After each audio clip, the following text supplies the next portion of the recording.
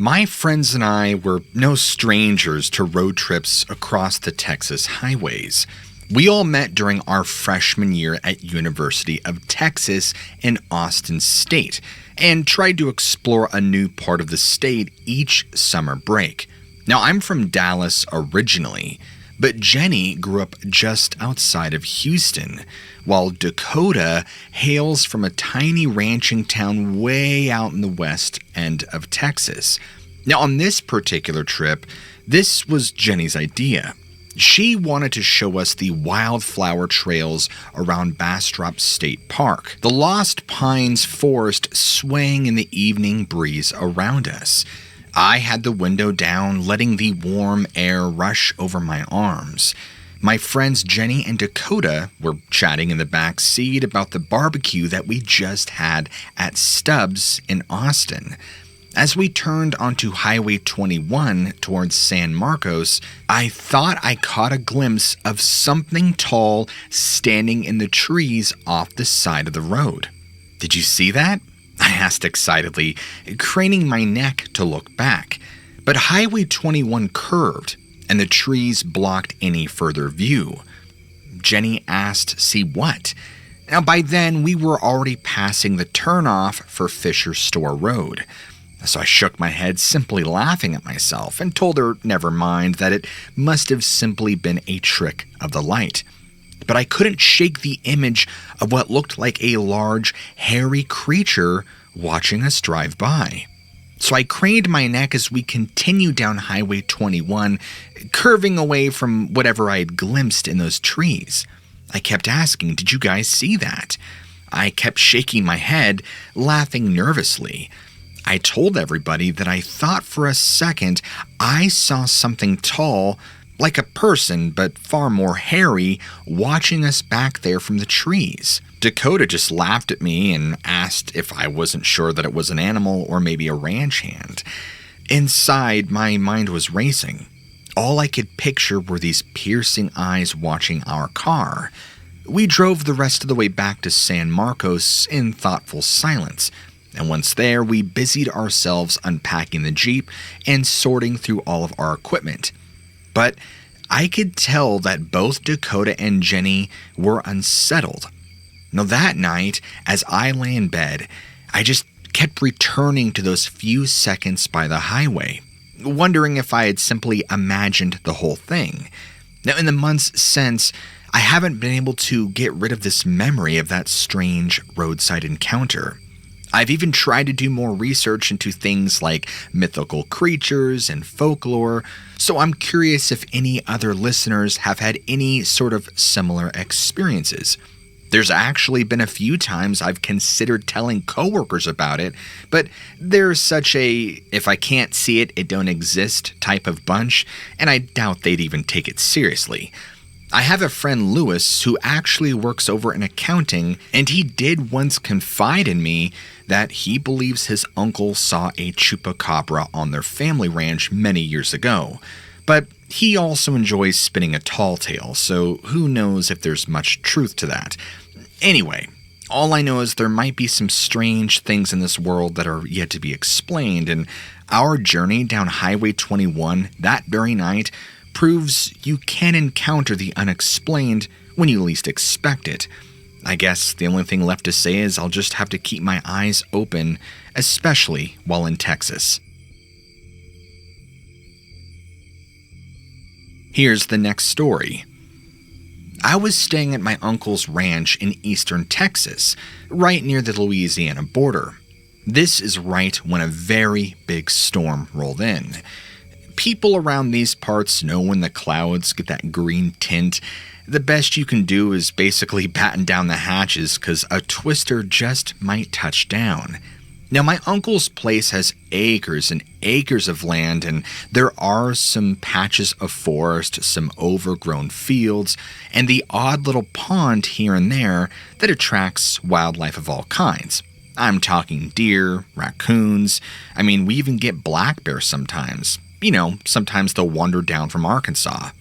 Now, on this particular day, I remember the sky was looking fierce, and we were hustling to get all the animals and equipment sheltered. Now, as we were boarding up the windows on the barn, I happened to spot something out of place by the tree line. Now, as I'm looking, I could see that whatever this was clearly huge. I thought it was some sort of brown furry critter, but it was just squatting there between the pines and the cedar trees. I mean, even from a ways away, I could tell this thing was massive. And so I called out to my uncle and asked him, "Do you see that thing over there out by the woods?" And he took one look, spit out his chewing tobacco, and said, "Lord Almighty, that there's old Bigfoot." Now, I always took my uncle's tales with a grain of salt, but when I saw this thing that stood up on two legs, looking every bit 8 feet tall, if not taller, and then saunter off into the forest, well, I haven't stepped foot out there alone since. I suppose I should go back up a bit and give some background on how someone like me ended up at my uncle's ranch out in the backwoods of eastern Texas. You see, I grew up in Dallas. I spent a lot of my childhood glued to the screen in video games and, of course, causing total debauchery with my friends around our neighborhood. But ever since I was really little, I'd get shipped off each summer to go stay with my Uncle Don and Aunt Carolyn at their cattle ranch located just outside of Jefferson. Now, I'll admit, I hated it at first. I mean, there's no malls, nothing to do, not even a movie theater. And of course, being young, well, there's really no one my age around for miles. It was just fields and animals and nature as far as the eye could see. But I grew older, and the ranch started to grow on me. I actually loved riding horses, fishing in the pond, and hearing Uncle Don's stories about living off the land. I mean, that man could spin a tale or two. His stories were always filled with mysterious strangers and what seemed like long-lost treasures, creatures roaming the forest that'd make your hair stand straight. And like his ramblings about the East Texas Yeti, he swore, he spotted on the property years back. Bigfoot, he called it. I never put much stock into those kinds of legends. It just seemed like a bunch of hogwash to me. However, that all changed the summer I turned 16. I remember the mosquitoes were out for blood and the heat could melt road tar. So I was none too happy to be stuck on the ranch instead of back home with my sweetheart Molly. Now, little did I know that old Uncle Don was about to prove at least one of his crazy stories true. It started off like any other muggy June day there, doing our morning ranch chores before the real Texan heat set in. And if you know anything at all about Texan heat, well, it's intense. So, as I previously told you, we finished patching some gaps in the barn siding, and I noticed the cows nearby were acting strange. They were out of the ordinary, milling around instead of grazing, and they were mooing anxiously. And that's when I explained that I looked up and saw a mess of dark clouds blowing in quick, the telltale signs of a summer storm brewing. So that's when I said we scrambled to batten down everything on the property and herd all the animals into the safety of the stables. The wind would pick up, and something fierce just as we closed the last barn door. Now, coming face to face with Bigfoot that stormy afternoon completely shook me and changed my thoughts about everything regarding the unexplained. Well, I found out that turns out Uncle Don wasn't just telling tall tales. He was telling the truth about experiencing Sasquatch activity on his property. That towering, hairy creature I saw vanish into the forest was indeed flesh and blood. There's no denying what my own two eyes witnessed. I'm telling you that whatever it wasn't a man in a monkey suit either. Once I got over the initial shock, I had a hankering to know more about these strange creatures, so I tried to grill my Uncle Don for days on end about any other odd happenings that he knew of around the area. Well, as it turns out, our neighbor Bo, 2 streams over, has himself quite the Bigfoot tale from his youth. He was out hunting white-tailed deer early one autumn morning when he stumbled upon a makeshift shelter built of branches and forest debris piled nearly 5 to 6 feet tall. Well, Hidden too in a little clearing, he said if he hadn't been following a prized 10-point buck, he would have walked right on by without noticing it. But clustered around that shelter were these massive bare footprints sunk inches into the soil. Now, Bo's nearly 7 feet tall. He is one tall fella, but he swears that these tracks were a sight bigger than his size 15 boots. He hightailed it out of there quickly and refuses to go hunting in that part of the woods any longer. Now, the craziest story that I ever heard was from this gal that I struck up with at the county fair named Jessa Ray. Now, she lived over in Jefferson proper. Pretty as a peach pie she was. Anyhow, she was now driving home late one Friday night after meeting some friends at the Outback Saloon and Grill. Now, her place was just on the outskirts of town, right next to some dense forests that separate this little rural neighborhood. Now, she swore up and down that when she pulled into her driveway well past midnight, her headlights flashed on something crouched behind some bushes at the woodline. When that thing stood up, she said it was nearly as tall as the telephone pole next to it, covered head to toe in a reddish fur, staring back at her briefly before turning away, quick as you please, and bounding into the trees without ever making a sound.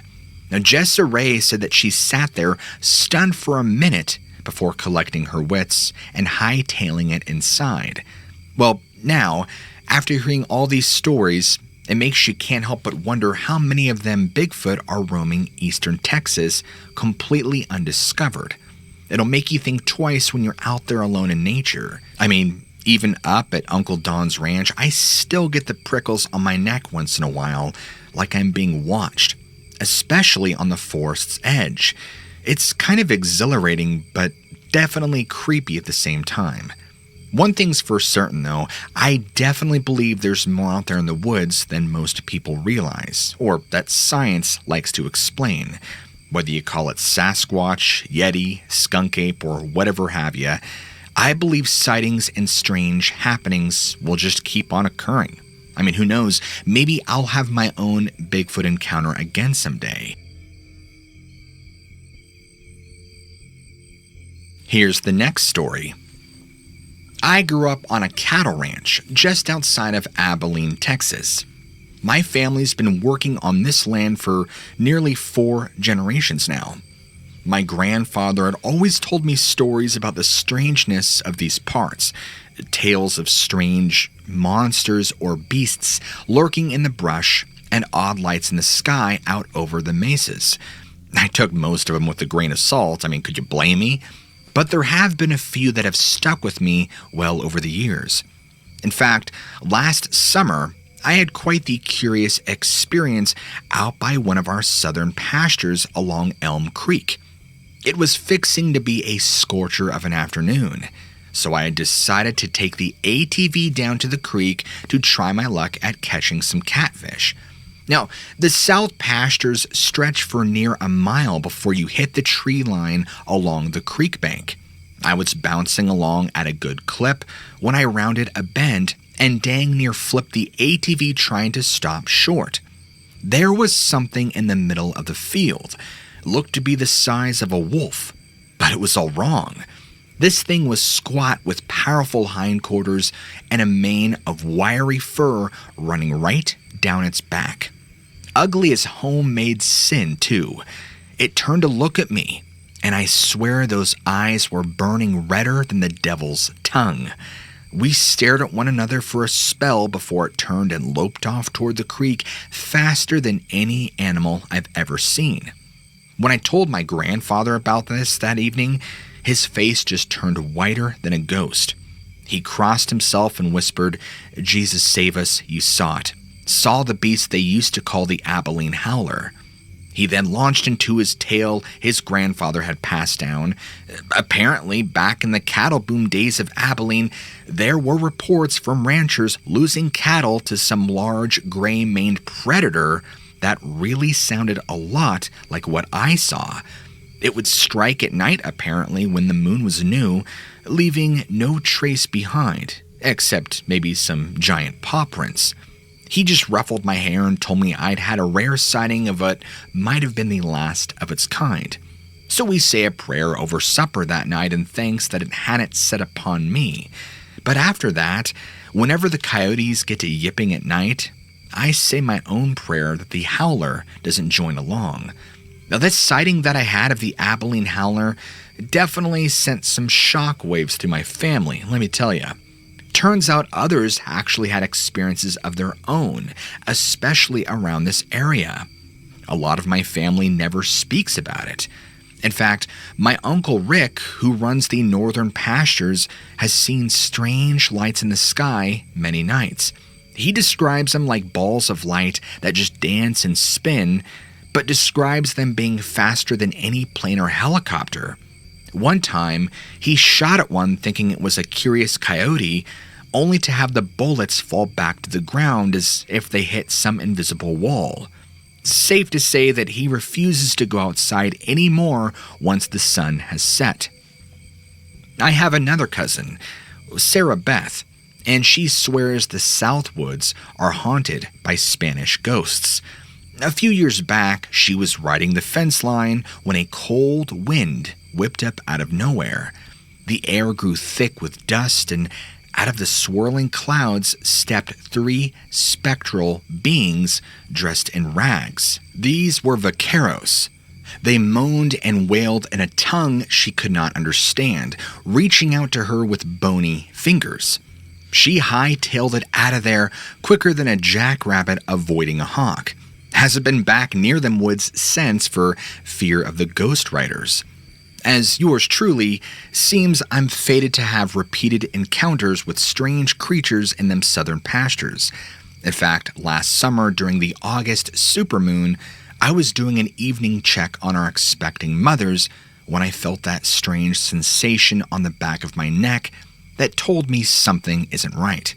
I turned and I spotted this hulking creature crouched atop the hill about 50 yards away. It had a bull's horns, but the fur was matted with ichor and its eyes glowed like thunderclouds shot through with lightning. It snorted and pawed at the ground, but seemed hesitant to approach. We just stared at one another across the pasture, and it snorted plumes of purple smoke. I'll tell you what, it had me shaking in my boots, clutching my cattle prod. It finally turned and loped away and seemed to vanish into a wispy smoke. I'll tell you what, though, the smell of sulfur that it left hanging in the thick air really left me unsettled. I got them cattle back into the barn quicker than spit, let me tell you. So, the only thing I could say is that my grandfather wasn't just trying to scare me with his talk of strange creatures in this area of Texas. My kin have stared into the void between worlds out here and have lived to tell the tale. Though we might have lost a few years of our lives from the fright of it, this land is wrought with demons, blood, and mysteries. Here's the next story. It is my sincere intention to connect with others who might have witnessed something akin to my own bizarre experience, especially in the hill country region of Central Texas. Now, as someone who works in radio broadcasting, my keen sense of sight and attention to detail are paramount.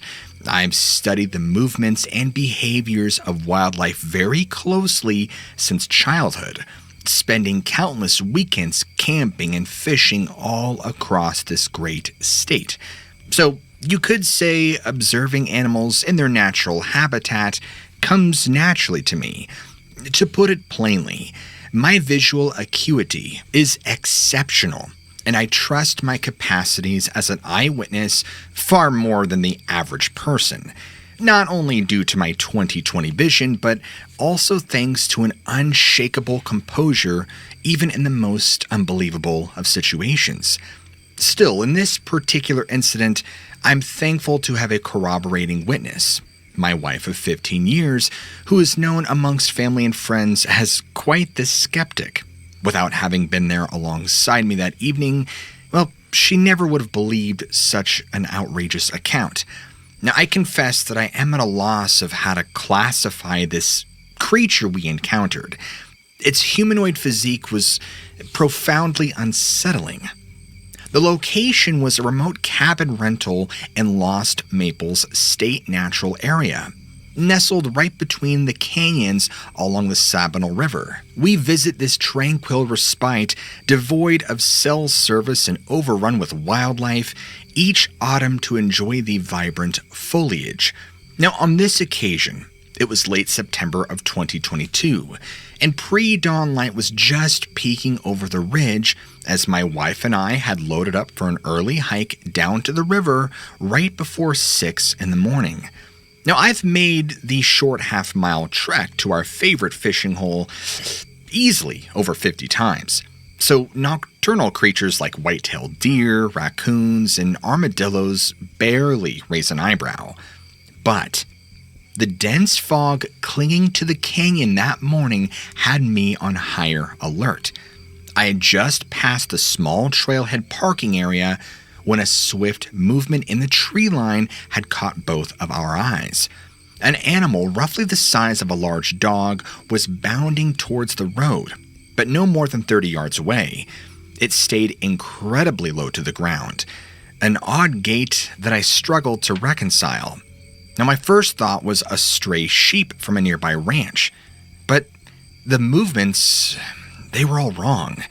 It was too fluid and fast for a sheep, and so I asked my wife, what on earth is that thing? Now, as I slowed the truck to get a better look, she could only mutter in stunned surprise that she said, "What in God's name?"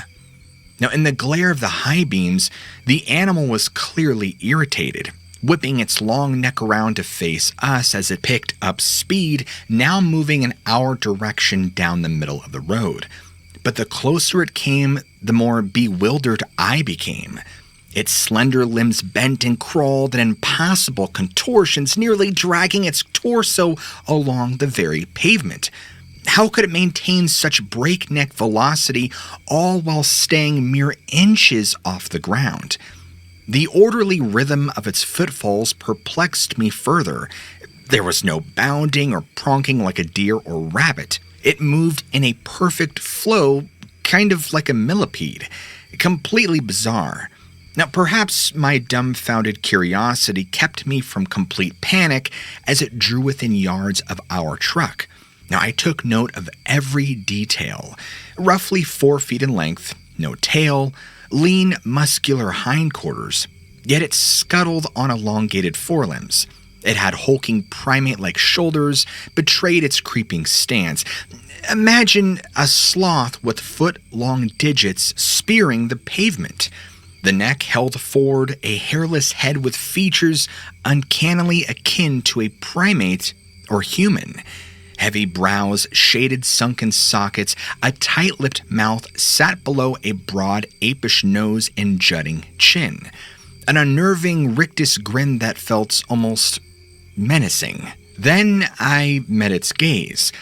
Nocturnal animals always flash that telltale eye shine when caught in headlights, but this thing offered only hollow pits of darkness. We both recoiled in dismay as we came within mere feet of this thing, realizing those recessed shadows in its face were not eyes at all, only reddened, empty chasms devoid of illumination. In a shot, it veered off the road into the brush, twisting its neck to glance back with that same demonic leer, eyeless sockets still trained upon us. The image is seared into my memory forever. So that is what we witnessed. Now, I've spoken nothing but the truth. In the months since, I have scoured folklore and even nature documentaries, searching for anything resembling this creature. And there are some that suggest genetic mutation or even experimental life forms. But how could anything so physically contorted thrive for that long outside laboratory conditions? And why display such predatory awareness and speed? What possible niche would demand such adaptations? I cannot reconcile this reasoning into the natural world. The only explanation that my frazzled mind can fathom is that we were not meant to glimpse that thing at all. I fear we may have trespassed across a threshold only the most reckless dare to cross. Now, I've tried to agonize over the implications of what we witnessed, and as I might have said, I do pride myself on being a pragmatist. Yet no rational explanation can adequately account for that thing along that road. And when I close my eyes at night, hellish visions of its empty gaze still induce panic inside me. I even find myself scanning the tree lines and fence rows for any trace of it during routine drives into town. A creeping dread gnaws at my psyche. Could such a strange beast be lurking just out of sight anywhere I travel? My wife and I have always enjoyed cataloging the menagerie of birds and beasts around our little homestead. But now each rustle in the brush triggers goosebumps and anxiety. It drives my imagination to reconstruct the most bizarre nightmare that I've witnessed. I pore over cryptozoology blogs and conspiracy subreddits deep into the night. Could such strange forces truly have engineered some human-animal hybrid to stalk the Texas wilds? What reality have I stumbled into where such a Frankenstein creation might exist so close to our home? Worse yet are the accounts from lifelong rancher friends who have hesitantly confessed their own strange sightings when pressed. Many of them describe creatures matching the likes of chupacabras or the dreaded goatsucker. Misshapen beasts that feast on livestock before heading back into the darkness between properties. Truly, my eyes have opened to a secret world hidden just beneath the placid countryside that I thought I knew was safe. Perhaps the boundaries between the mystical and the mundane are far more porous than the academics care to admit. The last story. As long as I can remember, I've always felt drawn to the mystery of the wilderness in Texas. Maybe it's in my blood. A generation of frontiersmen, cowboys, and wildcatters running through the family tree. I grew up on tales of rattlesnakes and abandoned line shacks, glowing ghost lights over the salt flats, and strange beasts roaming the arroyos by moonlight. But West Texas is in my bones too, from years of crisscrossing forgotten backroads as a freelance photographer, capturing images of deserted homesteads and wide-swept ghost towns. I know there are things out here that can't be explained. Signs you just catch from the corner of your eye before the rational part of your brain tries to deny and discard them. My camera has glimpsed things I could scarcely credit later during cold, sober light of day image reviews. Blurs and shapes at the far reaches past plausibility. Ghostly streaks of light, distorted figures that glitch unnaturally across the lens. One time, even a blurry glimpse of what seemed like glowing eyes peering from an abandoned mine shaft. Gone when I whipped the camera back around for another look. Anyway, my teenage daughter Avery shares my thirst for adventure. She's ridden shotgun with me across half of the Chihuahuan Desert. A keen second set of eyes spotting distant dust plumes or circling vultures signaling something of interest ahead worth investigating. A homeschooled free spirit, days spent exploring with me mean more to her than textbooks ever could. Her searching gaze and open mind see hints of the strange where others just pass blithely by, dismissing odd details that would normally trigger curiosity. It was Avery who first spotted the fox's graffiti sprawled on an isolated wayside water tank not found on a map. Strange for a girl of just 15 to be so fascinated with government conspiracy theories about top-secret UFO research facilities. She'd heard rumors from old desert rats in Valentine's weathered saloons. Tales of classified complexes buried in the remote government lands of the Davis and Chenaney mountain ranges. of strange lights, bizarre landing craft, and even stranger beings glimpsed by wandering cowboys who found themselves tampering where they shouldn't ought to. I put it all down to eccentric local folklore and youthful enthusiasm. But something deeper and more personal drives Avery's thirst. A close encounter when she was just 9 that she keeps secret. The moonlight landscape of West Texas stretched out before as we drove down Farm to Market Road 1889. The dusty road wound its way past abandoned homesteads, through mesquite thickets and live oak groves. As we approached the tiny town of Alira, my daughter gasped and hit the brakes hard. There in the headlights stood a strange creature, frozen for a moment as it turned to face our car. No taller than 3 feet, hairless and grayish-brown in color. It appeared to be running on its hind legs. Its thighs and calves were thickly muscled, and its knees seemed to bend backwards like those of a dog or goat. The creature lowered its oversized head defensively as our vehicle screeched to a halt mere feet from impact. My heart was nearly pounding, and I caught a glimpse of a rounded skull, large dark eyes, and a thin slash of a mouth, before it then turned and bounded. We sat stunned, breathing hard, unable to process what we had just seen. The image of this thing will be forever burned into my mind's eye. So tangible and real, yet so alien. As we drove on through the lonely Central Texas night, I knew we had witnessed something extraordinary beyond rational explanation. We couldn't forget that. I've always considered myself a somewhat rational person, yet there was nothing rational about the creature that darted across the road.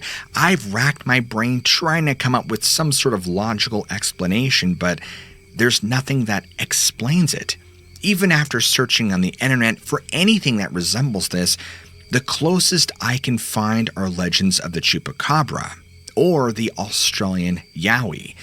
But even then, those fall short of accurately describing this thing's strange physique.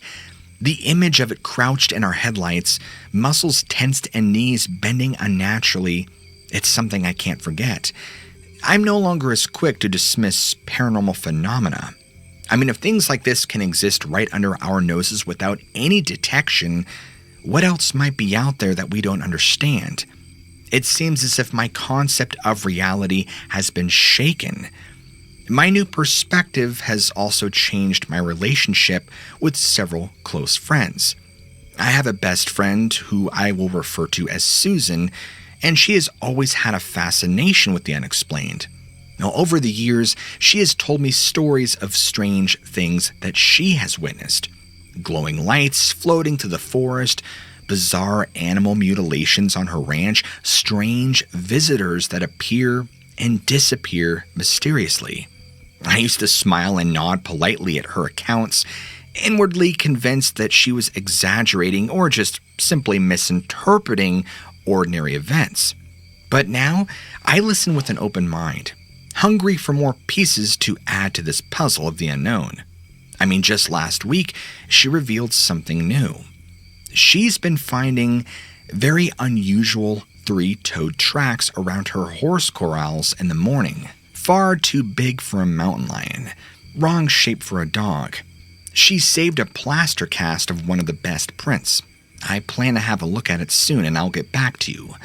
My new receptiveness has also opened the door to even more unbelievable stories. My coworker, who I will call George just to save his identity, shyly admitted to me that his grandfather had a very strange encounter while squirrel hunting in the big thicket many, many moons ago. The way George describes it, his grandfather had stumbled into a clearing and witnessed what he described was a tall, hairy, man-like beast interacting with a shining metallic craft. Now, at the time, George's grandfather told no one of this for fear of ridicule. But after hearing my experience, I guess he opened up, trusting I would no longer dismiss his family's secrets. Now, the accounts at this point are piling up from all around me, and I'm starting to detect patterns, threads, if you will, of connections of these underlying bizarre events. I feel like my mind's been pried open, and I don't know if it can ever be shut. I don't feel like I'll ever be the same person who drove down that road.